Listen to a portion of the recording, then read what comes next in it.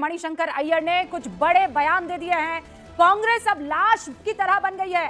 मणिशंकर अय्यर ये कह रहे हैं न्यूज 18 इंडिया से कि वो शव बन गई है। जब हमने उनसे ये सवाल पूछा कि कांग्रेस आपके दिल में जिंदा है कि नहीं है, तो वो ये कहते हैं कि कांग्रेस मेरे दिल में तो जिंदा है लेकिन शव बन गई है देश में।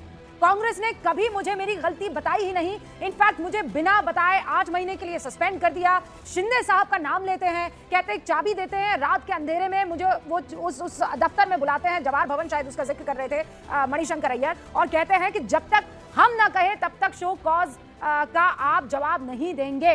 ये तब की बात बता रहे हैं जब प्रधानमंत्री नरेंद्र मोदी चुनाव लड़ रहे थे प्रधानमंत्री पद के लिए, या बीजेपी चुनाव लड़ रही थी और तब कहा था चाय वाला कभी प्रधानमंत्री नहीं बन सकता है, उनको नीच कहा था, और उसी पर कांग्रेस ने फिर डिसिप्लिनरी एक्शन लिया था। उसकी क्रोनोलॉजी समझाते हुए यहां पर मणिशंकर अय्यर आपको दिखाई दिए हैं। कांग्रेस में मुंह खोलना, एंटी कांग्रेस कैसे हो सकता है? मैं आज भी कांग्रेसी हूं और मैं राजीव गांधी के जमाने से कांग्रेसी हूं, लेकिन मैं बहुत आहत हूं, मुझे बहुत दुखी किया गया है। आज से पहले तक, मतलब 2004 तक मुझे प्लेटफॉर्म दिया गया था और उसके बाद कभी किसी ने मुझे कोई वक्त तक नहीं दिया है।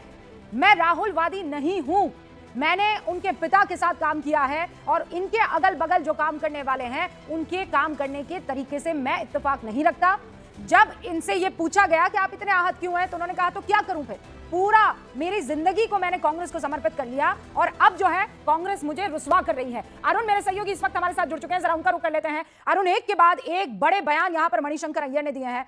इनफैक्ट ये भी बताया है कि कैसे कांग्रेस के 3 बड़े लीडर्स ने, वो शिंदे साहब का नाम ले रहे हैं, केसी वेणुगोपाल का, एक है एंटनी का, उन्हें कहा कि वो जो नीच वाले बयान पर शो कॉज नोटिस दिया गया है उसको आगे नहीं बढ़ाया जाएगा, हम जब तक नहीं कहेंगे उसका रिस्पांस आप नहीं देंगे। केसी वेणुगोपाल ने उनको गेट आउट तक कह दिया था।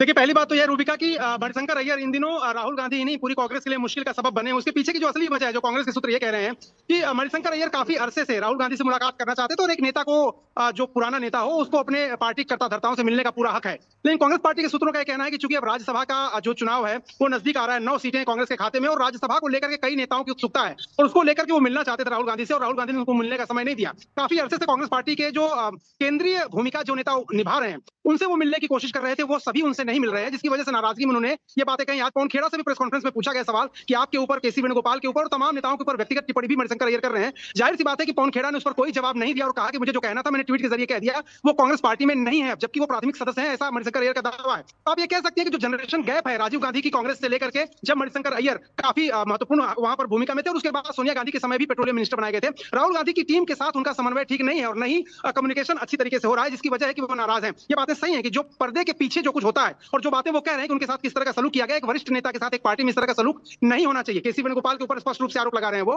लेकिन कांग्रेस पार्टी ये कह रही है कि आने वाले राज्यसभा चुनाव और बड़ी भूमिका जो कांग्रेस में चाहते हैं, अब जो 70 साल 75 साल के नेता हो गए हैं, उनको राज्यों का इंचार्ज बना करके बार-बार ये बात कह भी रहे हैं कि यम आ जाता है पर मैं जाता नहीं हूं, मैं 85 साल का हो गया हूं, ऐसा मत समझिए कि मैं बुजुर्ग हो गया हूं, मेरी सुनो तो सही। मैं तो बेसिकली बात उसी पर आ जाती है कि कई बार ये होता है कि बुजुर्ग नेताओं के साथ आपको सिर्फ सुन लेना होता है। हालांकि ये बात भी समझ में आई जब उन्होंने कहा कि केसी वेणुगोपाल राहुल गांधी के बगल में बैठे हुए थे, उन्होंने मुझसे कहा कि स्टालिन के साथ कोई अकहा अनकहा समझौता हो गया है जिसमें एक राज्यसभा सीट मिलेगी, वो कह रहे हैं ये बात। और उसके बाद केसी वेणुगोपाल से मैंने पूछा तो उन्होंने कहा यू गेट आउट, मैं मुझे जो कहना था कह दिया, आपने फोन नहीं उठाया, तो राज्यसभा की कुर्सी सीट नहीं मिलना, वो दुख तो साफ तौर पर झलक रहा था उनका, वो ये उन्होंने खुद बयान भी कर दिया है। लेकिन मैं अब ये जानना चाहती हूं कि ये किसी तरह की कोई मुश्किल खड़ी होती कांग्रेस के लिए है या नहीं, वो बस लूज कैनन की तरह देख रहे हैं कि मणिशंकर अय्यर है, बोलेंगे और बात खत्म हो जाएगी। देखिए, मणिशंकर अय्यर के साथ मुश्किल ये है कि काफी पढ़े लिखे आदमी है, वो मंत्री रह चुके हैं और वो फॉरेन सर्विस में रह चुके हैं, पाकिस्तान जैसी जगह पे पोस्टिंग उनकी रह चुकी है, तो आप उनको कोई भी बात यूं ही कह के जा नहीं सकते। वो तर्क वितर्क के साथ अपनी बात रखते हैं, अपना केस बड़ी मजबूती से रखते हैं, और यही वजह आप देखिए किसी भी पॉलिटिकल पार्टी में ना आप तर्क वितर्क नहीं कर सकते। वहां तो जो नेतृत्व होता है उसकी कृपा के आप पात्र होते हैं, चाहे कोई भी पॉलिटिकल पार्टी हो। ज्यादातर पार्टियों में लगभग ये सिस्टम अडॉप्ट कर लिया है। तो अगर वो वेणुगोपाल से जो इस समय हेल्म ऑफ अफेयर में है, जो बहुत मजबूत स्थिति में राहुल गांधी के आंख नाक कान है, अगर उनके साथ आप इस तरह से बात करेंगे तो जाहिर सी बात है पार्टी में आपका अस्तित्व क्या होगा, आप अंदाजा लगा सकते हैं रूबिका, जिस तरह का पार्टी सिस्टम हिंदुस्तान में इस वक्त है। तो जरूर वो कई मौकों पर उन्होंने मतभेद उनके हुए, कई मौकों पर उन्होंने नेतृत्व को सुनाया, कई मौकों पर किताबें लिखी, उन्होंने असहज किया, और ये सब जो बैकग्राउंड है वो उनके खिलाफ जाता है, और इसीलिए शायद राहुल गांधी से उनकी जो मुलाकात वो चाहते थे वो नहीं कराई गई, नहीं हो पाई, जिसकी वजह से मैं दर्शकों को अरुण एक बार फिर से कुछ अंश सुना देना चाहती हूं। जैसे राहुल गांधी पर मणिशंकर अय्यर ने जो कहा कि मुझे लगा था कि 4000 किलोमीटर की यात्रा के बाद राहुल गांधी आदमी बन जाएंगे, वो आदमी नहीं बने। राहुल गांधी से कब बात हुई? जब ये उनसे पूछा गया तो उन्होंने कहा अरे मुझे याद करना होगा। हाँ, मैंने उनको भारत जोड़ो यात्रा में देखा था, मुझे लगा था कि ये जम्मू कश्मीर की बात कर रहे थे, मुझे लगा था इतना चले हैं तो अब आदमी बन गए होंगे, लेकिन इन सबको गुलाम बना दिया है। क्या वो बयान हम प्ले कर सकते हैं मणिशंकर अय्यर का प्लीज? अभी जब हमने मणिशंकर अय्यर से बातचीत की एक्सक्लूसिव, तब उन्होंने ये कहा कि मतलब बोलने पर अगर आप कहते हैं कुछ तो कह देते हैं आपका हक नहीं है, सबके सब राहुलवादी बनना चाहते हैं, गुलाम बना दिया है। मुझे लगा था, मणिशंकर अय्यर कह रहे हैं, कि भारत जोड़ो यात्रा के बाद राहुल गांधी आदमी बन जाएंगे। सुनिए। मुझ में तो जिंदा है लेकिन बाहर तो शव है।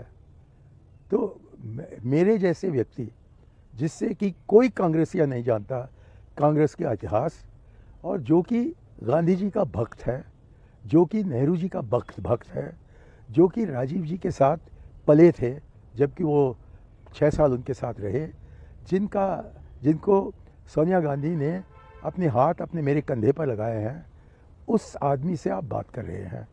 और मुझको लगता है कि हालांकि मैं बहुत बुढ़ा हो गया हूँ और मेरे कोई दांत नहीं रहे और सुनाई नहीं दे रही है, तब भी शायद मेरी आत्मा में कांग्रेस होने के कारण मैं कुछ लाभ दे सकता हूँ कांग्रेस को, और वो भी नहीं पूछा जाता है।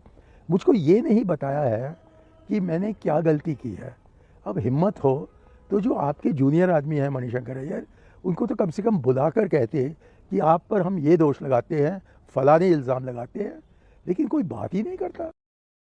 देखिए, ये दुख तो है कि कोई बात ही नहीं करता है, कोई सुनने को राजी नहीं है, कोई हमारी विजडम को, जैसा मणिशंकर अय्यर कह रहे हैं, हमारे एक्सपीरियंस को कोई सुनना ही नहीं चाहता है, कोई बात तो करे। मतलब ये विवशता अरुण साफ तौर पर दिखाई दे रही है। हालांकि वो बयान आपको अब से कुछ देर में हम सुनाएंगे। प्लीज जरा राहुल गांधी पर जो मणिशंकर अय्यर ने टिप्पणी की है वो स्क्रीन पर चलाइए, लेकिन उससे पहले अरुण सीधे तौर पर कह रहे हैं कोई सुनना ही नहीं चाहता है। रूबिका, मैं कहता हूं ये ना जनरेशन गैप है, और ये जनरेशन गैप आप दिग्विजय सिंह से बात करिए, आप शकील अहमद से बात करिए, आप अंबिका सोनी से बात करिए, आप जितने पूरा माखनलाल फोतेदार से बात करिए, अहमद पटेल तक से आप समझिए रूबिका, अहमद पटेल एक समय सोनिया गांधी के आंख नाक कान हुआ करते थे, सबसे ताकतवर। लेकिन ये जनरेशन गैप है क्योंकि अब वेणुगोपाल है वहां पर, वो दूसरी पीढ़ी के नेता है, और पुराने नेताओं के साथ जो उनका संपर्क है, समन्वय है, संवाद है, उन्हीं के जरिए राहुल गांधी से, फिर राहुल गांधी की टीम के जो लोग हैं वो मणिशंकर जैसे लोग जो सोनिया गांधी घर में कभी भी जा सकते थे, कैबिनेट में हुआ करते थे, मनमोहन सिंह के जमाने में काफी उनकी पूछ होती थी, और राजीव गांधी उनको लाए थे। राजीव गांधी के जमाने के लीडर को और लीडर की मां को यह पता ही नहीं है कि मुझे सस्पेंड कर दिया गया।